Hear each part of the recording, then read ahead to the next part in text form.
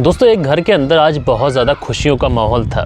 दरअसल इस घर के अंदर इनके बड़े बेटे के लिए लड़की देखने जाने वाले थे और घर का जो मुखिया था वो बार बार यही आवाज़ लगा रहा था कि कितनी देर लगाओगे, जल्दी से तैयार हो जाओ।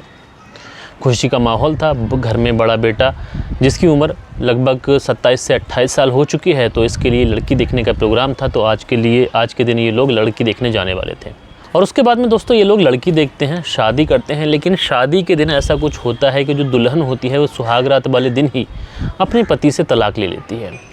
दरअसल वो जो अपने पति के बारे में कुछ ऐसी चीज़ें जानती है तो वो तलाक ले लेती है।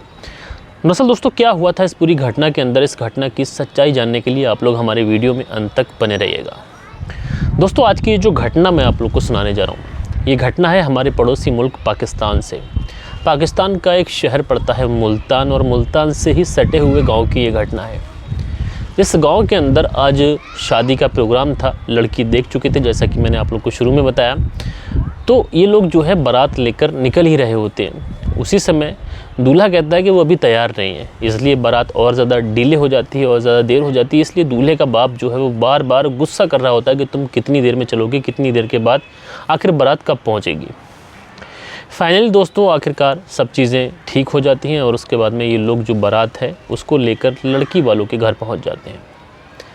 अब जैसे ही लड़की वालों को पता चलता है कि बारात आ चुकी है तो उन्होंने जो भी इंतज़ाम करे थे उसके मुताबिक इन बारात वालों की सेवा की जाती है, इनका इस्तकबाल किया जाता है और आखिरकार बारात को एक जगह ठहरा दिया जाता है। उसके बाद में जैसे गांव में शादी होती है, किसी के घर शादी आती है तो एक अलग बारातियों के बैठने का इंतज़ाम किया जाता है। इसी तरीके से बारातियों को बैठा दिया जाता है। इधर ये जो लड़की वाले थे ये पूरा अपना इंतज़ाम कर रहे होते हैं और दोस्तों उसके बाद में वो समय आता है कि बाराती खाना खाने के बाद में कि आखिरकार इन दूल्हा दुल्हन का निकाह का समय आता है। निकाह यानी कि मुस्लिम समाज में अगर शादी होती है तो पहले निकाह का प्रोसेस रहता है। इसी तरीके से अगर हिंदू समाज में शादी होती है तो 7 फेरों का प्रोसेस रहता है। तो कुछ शादी के अलग अलग प्रोसेस रहते हैं हर धर्म के अंदर। क्योंकि ये कहानी एक मुस्लिम परिवार की कहानी है तो इसमें निकाह का प्रोसेस होता है। तो उसके बाद में दोस्तों ये लोग क्या करते हैं, जब निकाह का प्रोसेस हो जाता है उसके बाद में जब लड़की दुल्हन बन के तैयार होती है आने के लिए, तो उसकी जो सहेलियां होती हैं वो कहीं ना कहीं उसको हंसा रही होती हैं, उसको चिढ़ा रही होती हैं और उससे कहती हैं कि आज तुम बहुत ज़्यादा खूबसूरत लग रही हो और आज जीजा जी अगर तुम्हें देखेंगे तो शायद पागल ही हो जाए। तो उस पर वो लड़की जिसका नाम रुबीना है, रुबीना अपनी दोस्तों के साथ में कहती है कि तुम क्यों मेरी मजाक बना रहे हो, मैं इतनी भी ज़्यादा खूबसूरत नहीं लग रही हूँ। उसके बाद में ऐसे ही हंसी मजाक चलता है। आखिरकार वो समय आता है कि बारात की रुखसती का जो टाइम है वो आ जाता है। अब रुबीना बहुत ज़्यादा ज़ोर ज़ोर से रो रही होती है। रोना इसलिए भी ज़रूरी है एक लड़की के लिए कि वो अपने माँ बाप का घर छोड़ के जाती है, तो इसलिए उसका जो दिल है वो अंदर से भर आता है क्योंकि वो एक नई ज़िंदगी शुरू करने के लिए जाती है और जिस आंगन में वो अपने माता पिता की उंगली पकड़कर चली है, हल्के हल्के उसने कदम से कदम बढ़ाना सीखा है, हल्के हल्के वो उस घर के अंदर बड़ी हुई है। लेकिन एक दिन ऐसा आता है कि लड़की को आखिरकार अपने पिता का अंगना छोड़ना होता है और इसीलिए रुबीना आज बहुत ज़्यादा रुहांसू थी, बहुत ज़्यादा आंसू इसकी आंखों से आ रहे थे। और उसके बाद में दोस्तों बारात वापस चली जाती है। बारात वापस जाने के बाद में आखिरकार रुबीना की जो वहाँ ससुराल में जो भी रस्में रहती हैं उन रस्मों की अदायगी होती है और उसके बाद में रुबीना को उसके रूम के अंदर पहुँचा दिया जाता है। अब दोस्तों रुबीना रूम के अंदर पहुँच गई थी और उसका जो हस्बैंड है वो बाहर मेहमानों के साथ में था। तो रुबीना रूम के अंदर बैठकर सोच रही होती है कि आज से वह अपनी नई ज़िंदगी शुरू करेगी। जल्दी से वो समय आए कि उसका पति जो है वो रूम के अंदर आए, उसके बाद ये लोग बातें करें और एक नई ज़िंदगी की शुरुआत करें, एक दूसरे से प्यार करें।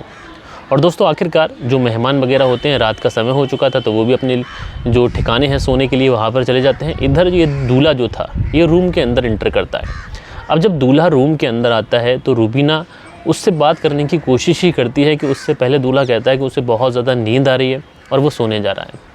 दूल्हा दोस्तों उस रात सो जाता है। रुबीना पूरी रात जागती रहती है और ये सोचती रहती है कि आज का दिन हर लड़की हर लड़के के लिए बहुत ज़्यादा इम्पोर्टेंट दिन होता है और आज का दिन एक याद के तौर पर देखा जाता है सारी ज़िंदगी के लिए। लेकिन आज उसका पति जो है वो सो चुका है।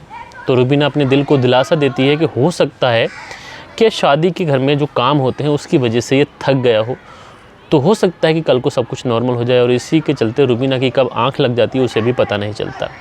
उसके बाद में दूसरे दिन की सुबह होती है दोस्तों और दूसरे दिन सुबह के वक्त भी रुबीना सबसे अच्छे से हंस बोल रही थी। ऐसा उसने किसी को महसूस ही नहीं होने दिया कि उसके साथ में कुछ हुआ है रात। फिर उसके बाद में दोस्तों एक दिन गुजर जाता है, उस रात को भी कुछ नहीं होता है। आखिरकार लड़की को जो लड़की के घर वाले होते हैं, माता पिता, वो लेने के लिए आ जाते हैं और वो वहाँ चली जाती है।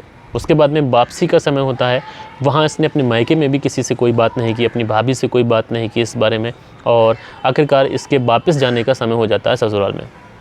उसके बाद में दोस्तों ये ससुराल जाती है, और ससुराल में जाने के बाद में जब रात होती है तो आज रुबीना इंतज़ार कर रही थी कि शायद सब कुछ ठीक हो जाए और वो अपने पति के साथ एक नई ज़िंदगी की शुरुआत कर पाए।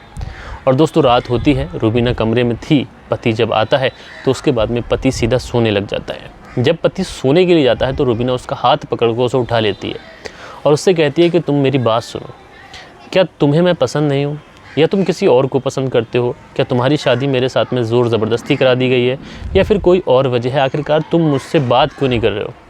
तो ऐसे में वो जो उसका हस्बैंड होता है वो बात को टालने की कोशिश करता है, लेकिन इस बार रुबीना कहती है कि जो भी बात है तुम मुझे बताओ, आखिर बात क्या है। तो वो जो उसका हस्बैंड है वो रुबीना से कहता है कि मैं तुम्हें बता तो दूँ, लेकिन तुम प्रॉमिस करो कि तुम मुझे छोड़ के नहीं जाओगी, और अगर तुम मुझे छोड़ के चली गई तो फिर मैं कहीं का नहीं रहूँगा। तो रुबीना उससे कहती है कि मैं तुमसे शादी करके इसलिए आई हूँ ताकि सारी ज़िंदगी तुम्हारे साथ रह सकूँ, तो कैसे तुम ये कह सकते हो कि मैं तुम्हें छोड़ के चली जाऊँगी? लेकिन उसका पति जो कहता है शायद जो बातें मैं तुम्हें बताऊँ उसे सुनने के बाद में तुम मुझे छोड़ के चली जाओ।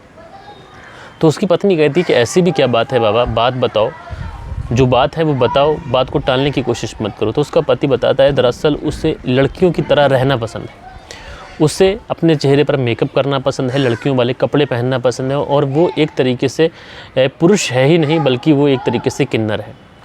तो उसकी बीवी जब ये बात सुनती है तो पहले तो मजाक समझती है, वो समझती है अगर ये किन्नर होता तो मुझसे शादी ही क्यों करता। तो उसकी बीवी कहती है कि मजाक की बातें छोड़ो और सारी बात बताओ कि बात क्या है। तो वो फिर से यही बात दोहराता है, और जब उसकी बीवी यकीन करने लगती कि आखिर सच्चाई यही है तो वो एकदम से उसकी आंखों में आंसू आ जाते हैं और वो उससे कहती है कि तुमने आखिर मेरी ज़िंदगी बर्बाद क्यों की। उसके बाद में सुबह को उठती है और जो उसके सास ससुर होते हैं, जिस किन्नर से शादी हुई थी, उसके माता पिता होते हैं, उनसे वो सारी बात करती है। तो उसके माता पिता को दोस्तों पहले ही इस बात का पता था, इसलिए वो कुछ ज़्यादा रिएक्ट भी नहीं करते हैं। उसके बाद में ये लड़की अपनी फैमिली में कॉल करती है और वहाँ पर सारी बात बताती है। उसके फैमिली वाले जो होते हैं वो तुरंत जब ये बात सुनते हैं तो उनके तो चेहरे के हाव भाव बदल जाते हैं, वो तो एकदम से हैरान हो जाते हैं कि एक लड़का जो किन्नर है वो कैसे किसी लड़की से शादी कर सकता है, कैसे किसी लड़की की ज़िंदगी बर्बाद कर सकता है। उसके बाद में घर परिवार वाले जो होते हैं वो रिपोर्ट लिखाते हैं लड़के वालों के खिलाफ़ कि जानते हुए उनकी लड़की की ज़िंदगी ख़राब की गई है।